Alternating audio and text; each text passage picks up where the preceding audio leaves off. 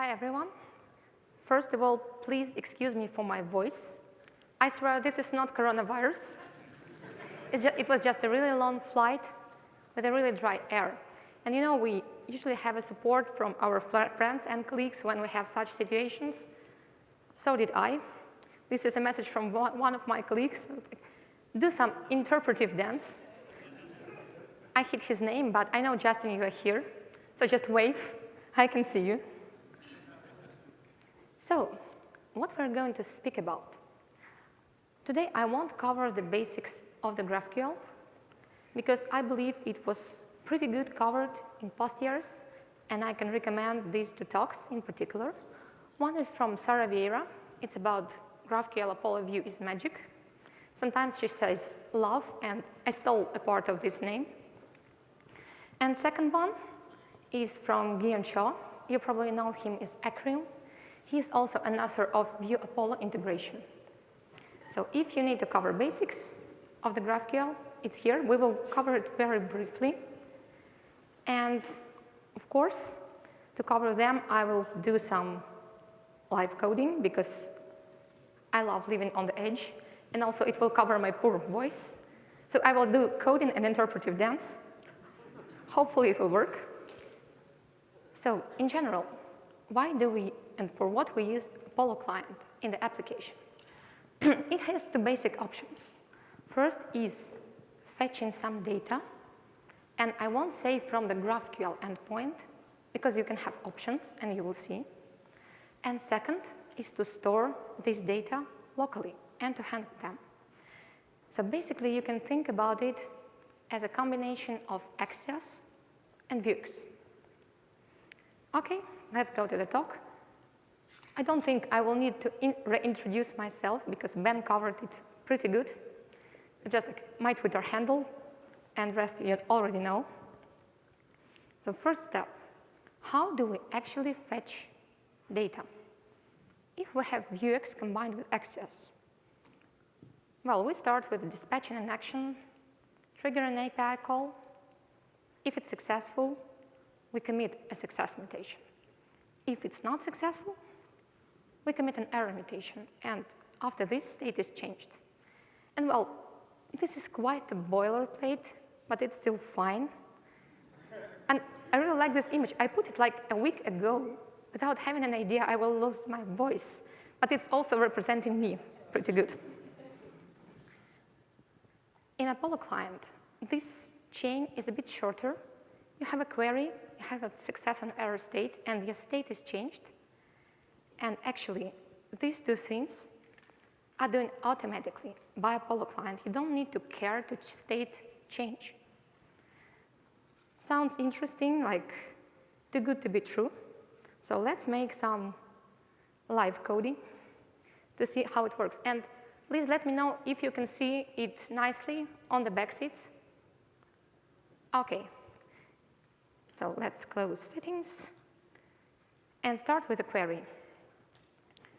This is how typical GraphQL query is looking. As you can see, we are forming the response with a request. It looks like almost like JSON, right? And you will have a response with a JSON with all these results. And this is a GraphQL document. I'm storing it in GraphQL file because I have a Webpack loader set. You can also do it with a string with GraphQL tag, but for now, just remember, this is a query and how it looks like. Let's try to implement it in our component. And yes, this is a placeholder. So,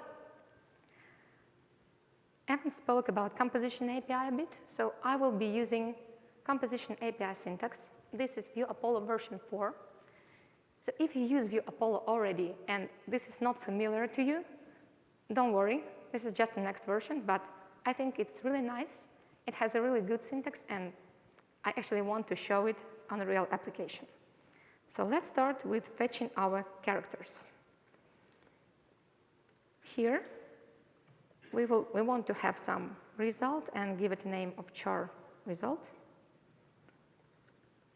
And we want to have a loading state because we want to show a spinner. And all of this is a result of a hook use query. And here we will be just passing characters query. Use query will perform the fetching from the API and handling loading state. I will also return loading here. When I'm using composition API, I always forget to do this return statement, and then I'm wondering what's wrong. And also let's add characters. For now, it will be just an empty array. So what do we have as a result? Let's do some console log-driven development. Yeah, I forgot that. And let's show it. OK. Nothing is here, as expected. And you can see we have, if it's small, I will make it a bit bigger and open it this way. So as you can see, it's a ref from the composition API. It has a value with all the characters, which contains results, and only results contain an array of data we actually need in the application. So we cannot just use this result right away. We need to unwrap results from it. And for this case, we have another hook. So const characters is use result. And now we want to unwrap it. We have our char result. We want to set an initial value for this, which will be null.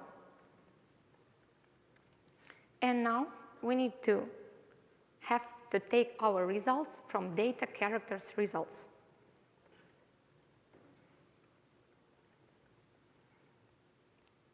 And we can remove this empty array from here.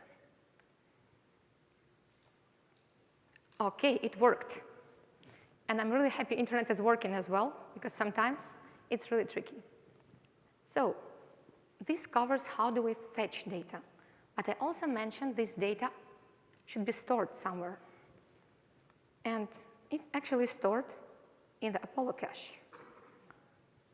This is Apollo DevTools, a really nice Chrome extension. And if we go to the cache, you can see all our characters are already here.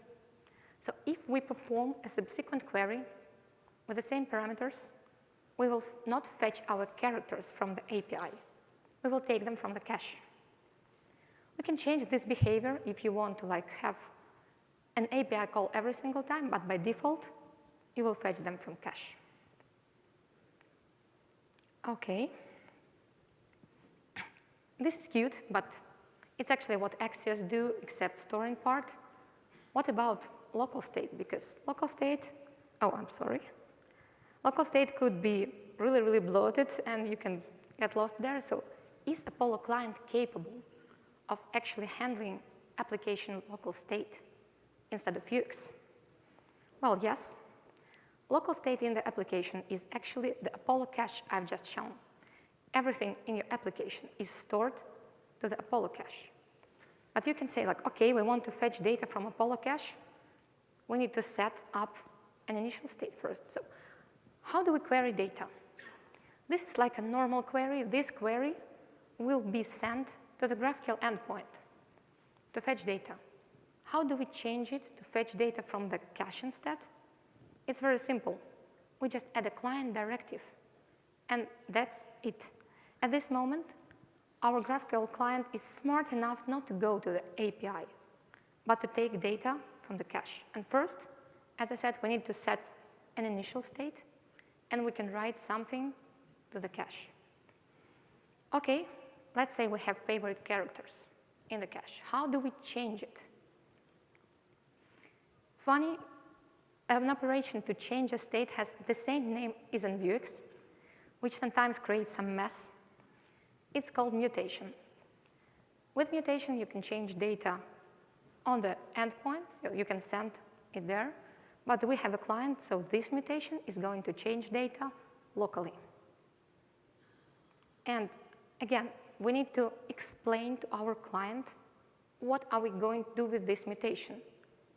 It's like you have map mutation to the component, map an action actually, don't map mutations. And then you need to have this mutation in the Vuex with what it's actually doing. And this operation is called resolver. So we need to write a resolver to read the cache, update data on a single mutation, and then write back to the cache. Okay, more interpretive dances. So first of all, let's add our empty favorite characters array to the data. So it's exactly like it was on the slide. We just want to write data, and it will be an empty array. Now we can try to query this array from our component. As you probably noticed, I have this placeholder, so let's make it useful. Again, we are using query. So I will have a result. I will name it favResult. I'm just lazy to type favorites. And it will be from the query. It's actually favorite characters query. And if you wonder how does it look like, it's just fetching favorite characters from client.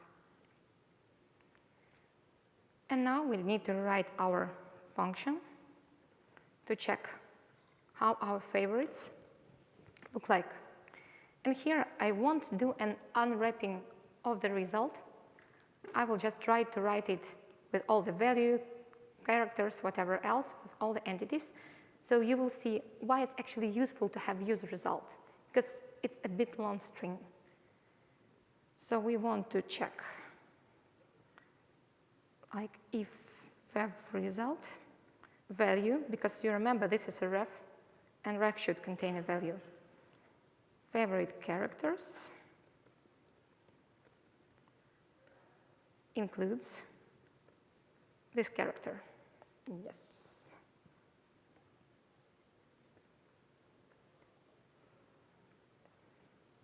And we're returning this already. So now, if we go to application, yeah, we already failed. Sorry?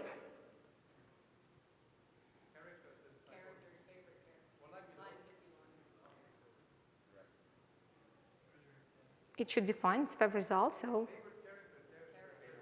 Oh, thanks. Okay. It's character, yeah. Oh, yeah. Thanks. See, this is interpretive dance as it is. Okay, but right now, if we try to add something to favorites, we will fail because we didn't create a method. So it's like, it's not a function. Let's add it there. Hopefully this wasn't a coronavirus.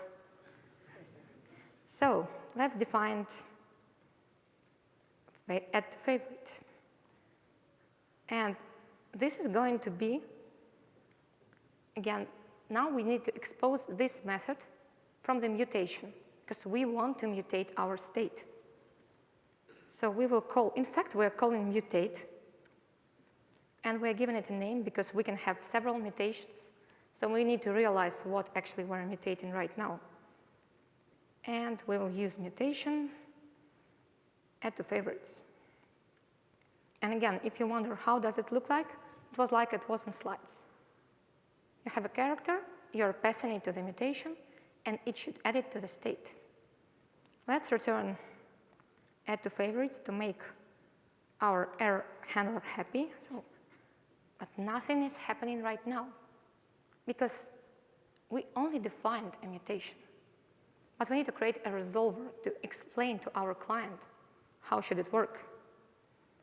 Let's go back and let's define the first resolver in our application. This is going to be a resolver for a mutation. It should have the same name as mutation is. Otherwise, it's not matching. First parameter here is parent context. We don't care about it. Second is actually a parameter we're passing to the mutation. In our case, it's character. And last one is a context, and we need our cache from there. So we have to read our cache first to have some data from there, then we'll change it and write it back. So const data is equal to cache read query, and what actual query? It's favorite characters query. Then we want to have data, favorite characters, push our new character. And this is a tricky moment because since version 2.6, Apollo client encouraged you to make immutable changes to the cache. Since version 3, it will be required, but for now, I can play with push and be happy. Because if I try to write an immutable change right now, it's going to be complicated, especially with deleting. And now we need to write it back.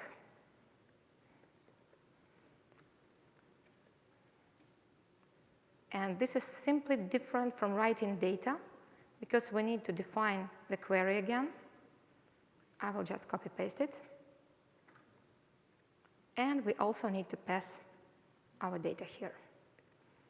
OK. Right now, when we're clicking, you can see this blue background, which means we added our character to favorites. And it's also here. Unfortunately, remove is not working. So let's implement it really fast. It's on a different component. And you see, I've cheated a bit. I've added a query here before the talk, just to save some time. So let's define remove from favorites. Again, it's a mutation. And it should be a mutate exposed by this mutation. And this time, it's removed from favorites. And let's copy-paste our handler and change it slightly.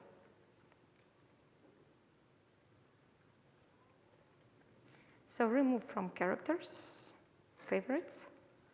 This time, we have an ID parameter here, so we need to pass it instead of character. And we want to filter our array.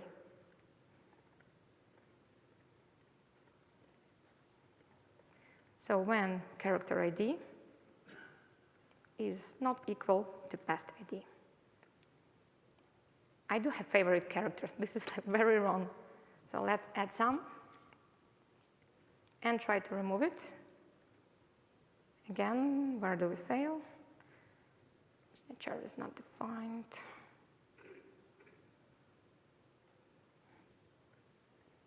Yep. One more experiment and should be fine. OK, this works as well. So as you can see, write and read operations with a cache are intuitive. They are a bit verbose, especially if you consider reading and writing queries. But you can also expose this logic to the helper, and then they are no longer than any kind of Vuex mutation. Also, you don't need an action, so it's kind of shorter in general. OK. Now let's consider a case where migrating from the REST API. Because sometimes you have some endpoints for GraphQL and some endpoints for REST. So we're going to do some really weird stuff. We want to wrap our REST API call with Apollo client and store the data to Apollo cache instead of storing them to Vuex. How do we do this? All the magic happens in the resolver. So we want to change our query to be local, and we want to perform this logic locally, and then store it to the cache. Oops, this was a spoiler. So let's go to our characters, and first of all, I want them to be a client. So now, right now, my client is not going to reach to the GraphQL API anymore. Instead, I will write a resolver. And it will be characters query. And I want to perform an Axios call.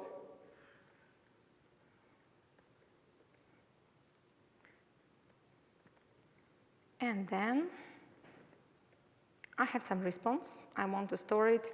But this is a tricky moment because I need to follow the structure defined in characters query. And API call will give me much more data, so I need to work with them and form them in the shape of the GraphQL response. That's why first thing I will add is actually a type name. Because GraphQL is strongly typed. If you forget to do this, you will have no response. It will look for the type name in this object. So let's give it a type name of characters. And then I want to have some results, which is going to be res data results map, because I will do some changes. And let's have a character here. Again, we need a type name for the single character.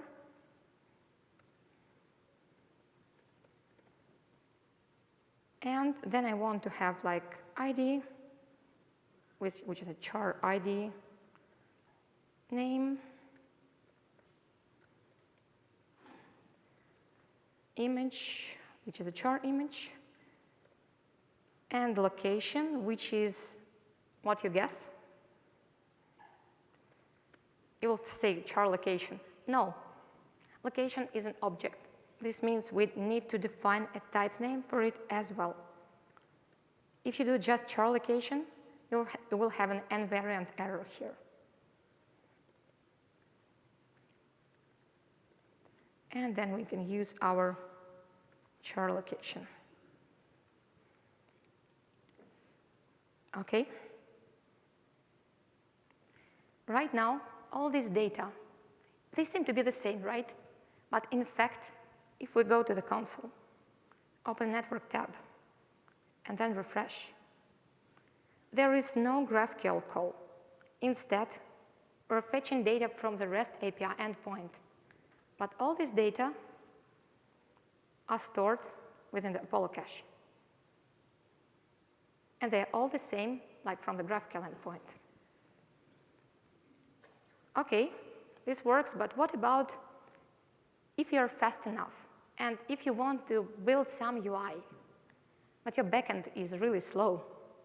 It's like you need to mock some data, right? So let's build this, and this is the fastest thing, I promise.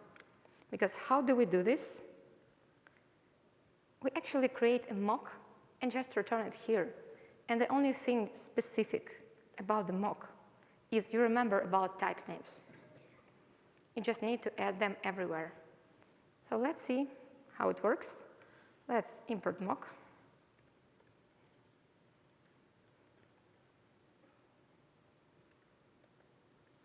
And let's just return it instead of all this goodness.